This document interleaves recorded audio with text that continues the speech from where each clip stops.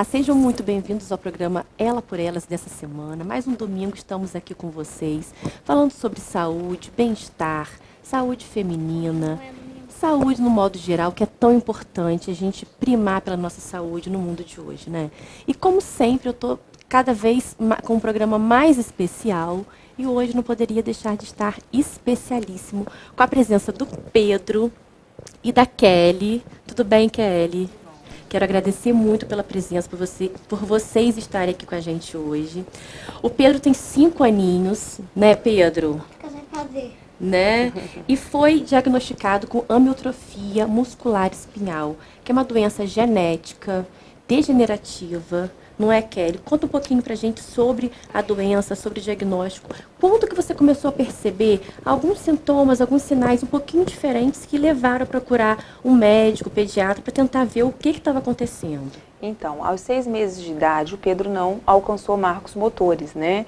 Ele não engatinhou, ele não se sustentava e nós começamos a fazer exames, né? E só com 1 ano e 8 meses foi diagnosticado a AME, né? Por exames de DNA.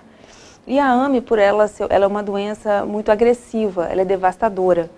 E o médico que nos atendeu, ele falou pra gente, vai pra casa e espera acontecer com seu filho, que ninguém gostaria que acontecesse, né? Nossa, foi assim? Foi, então. foi exatamente assim. De cara, De sem cara. nem...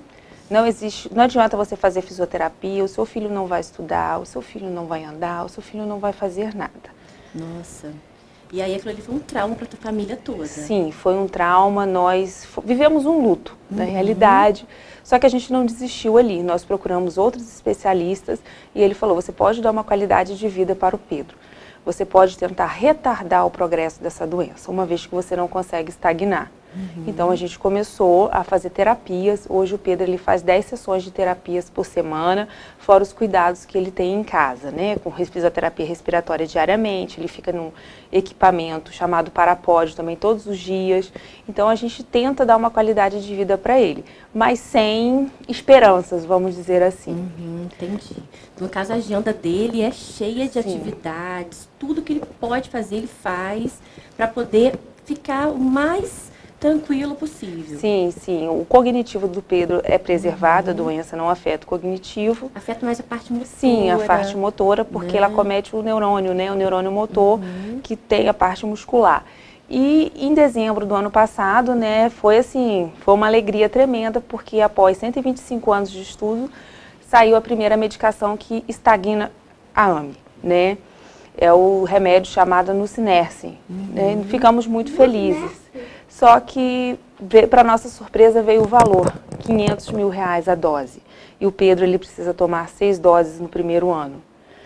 Então, nós ficamos sem chão, tentamos via judicial, não foi negado, né? Então, a única maneira que a gente viu de conseguir... É a primeira vez que eu coloco o microfone desse, tá achando legal? É macio, macio. É macio, né? Fofinho, né? Verdade. O seu é também? O meu não é assim, não. Só o seu que é esse especial. O meu aqui é durinho.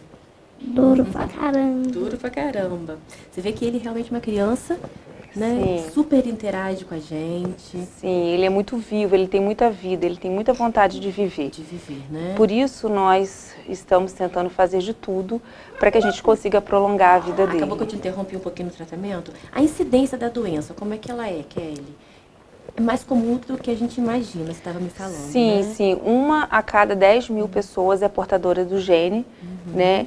E assim, hoje no Brasil a gente estima ter 10 mil pessoas portadoras. Da doença. Da ou seja, doença. O índice é bastante grande. É, o difícil é o diagnóstico, porque ela se confunde com outras doenças, né? E às vezes a gente não consegue chegar ao diagnóstico final.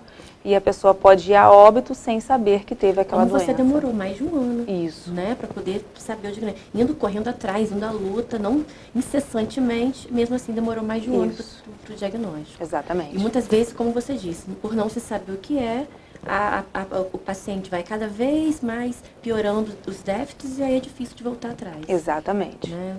Nossa, muito, muito bom saber isso, para a gente poder explicar, né? Porque às vezes alguém que está em casa está passando até pelo mesmo problema e muitas vezes não tem esse esclarecimento, não sabe como tratar, como conduzir.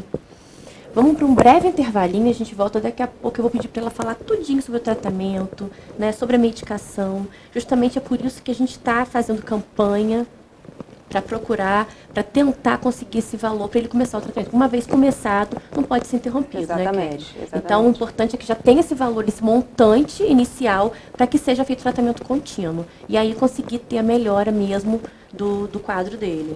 A gente volta rapidinho depois do intervalo. Só um minutinho. Screaming the holy